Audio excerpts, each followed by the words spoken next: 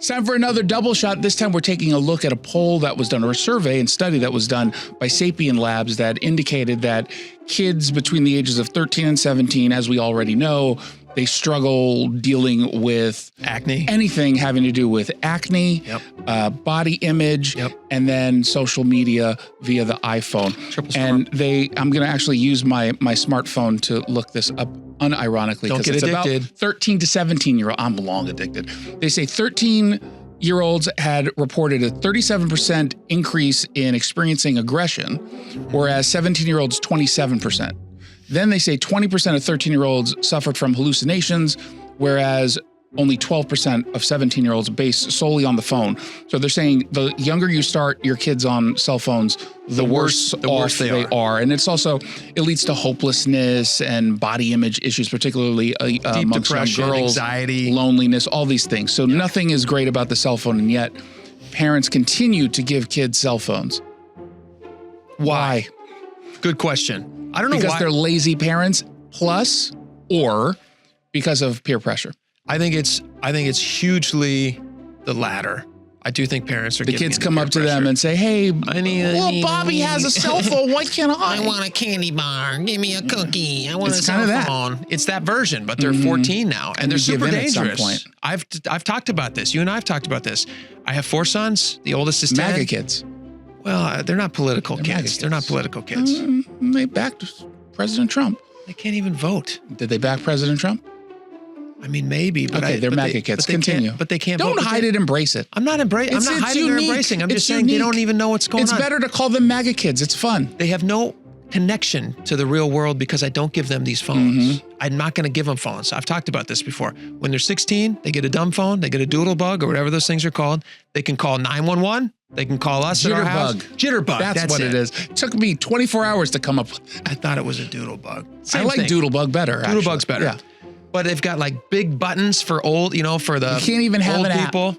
No apps on the phone. There's no iOS on the phone. There's no iOS. You can text and you can call your parents but to text, and the cops. Like if you want to do the letter C, you have to press 1 beep, 3 beep, times. Beep. Yeah. Yeah. Actually, it would be 2 in this case. Oh, yeah, I guess. No, A, B, C. A, B, C. 3. I don't think 1 has any numbers, does it? I don't know. Look on your phone right now. No, I don't. Go to the call thing. Dangerous. You'll have it. I don't even know how to make a phone call on this. Go to your phone. Look up. I would be 2. But you would still have to hit it 3 times. You have to hit. It'd be 222. Would be C. So if your kid said, "Can I stay over my friend's house for a sleepover?" Yeah. It would take them 13 minutes. It would be morning by the time that they got the text out. They'd fall asleep and wake up and say, "Oh, I forgot to hit send." No, but I really do think that they're hugely damaging to their young, impressionable minds. I also don't want weirdos to have access because there's so many weird predators out there. There's so many strange people. There's some people who, when they post photos of their kids online, they'll blur out the faces. Yeah. Which also is kind of weird to me. Just don't post the photo. Just don't post photos. You're just posting a photo of yourself holding a kid with an emoji face on top of it. It's just weird. Why do your kids not have faces? That's what I'm worried about. Or maybe they're really ugly and that's why they did it. I didn't consider that. That actually is a possibility. Right? But yeah, I would not. Kids. Don't give them any phones. There's a really good book called The Anxious Generation for anybody out there. I have like an Oprah book club. I call it the Jake Book Club. Yeah. People How many members are there? People love it. No, there's a lot. There's a lot. But there's a book called The Anxious Generation, and it was written last year by a guy named Jonathan Haidt. He's a sociologist or something. I think he's with the Atlantic now, some magazine. Oh, but he's like a big. He's a legitimate NYU legitimate guy. And he talks about how if you look at rates of depression in kids, specifically like younger, like preteens, boys and girls, but especially in girls, the rates of depression and suicide rates skyrocket. Yeah. In 2007, when they first introduced handheld social media on phones. And it's all tied into that. And that's like, it becomes kids' entire life. And then they can it's not a real place. I'd like to hear from parents. Let us know when you think it's okay to give kids a legitimate phone, not the jitterbug. Doodlebug. Leave it the doodlebug. Doodlebug. Leave a comment below. And check out Jake's book club. Oh, that's it. Yeah, no, we're done. Oh. We're going to include, join his book club. Check out Jake's book club. He's still trying to find the one member to join.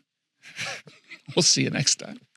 Hey, it's Jason Rantz here with Scott Rarucka from Legacy Group Capital. He's their CEO. So Let's talk about someone who wants to invest in real estate. They don't quite know where to go, what to do, where to start, but they do know obviously that right now the market is really, really hot. So you're the place to do it. How do you help?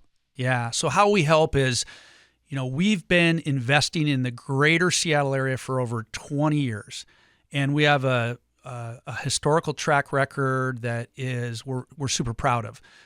Double-digit returns over time with no investor losses. And if you can find somebody else out there that's done that, you should probably talk to them. And how we really do it is we're lending on real estate, and we're also acquiring real estate and building it and developing it. All those things come out of a fund that people invest into. So there's lending and there's acquisition. And then we share in profits with all of our investors on both those activities. Jason, most people can't do that on their own. They're not going to go develop properties. They're not going to go be a bank and lend money. But they can jump in with us and they can be that developer and they can be that lender, but it's underneath our umbrella with a 20-year track record that's unparalleled to anything that you'll find out there. We've been told that we're one of the best kept secrets in the Pacific Northwest. I don't want it to be a secret. I want everyone to know just about what it is you do. The Legacy Group Capital family of funds offer short-term 90-day investments at 7%.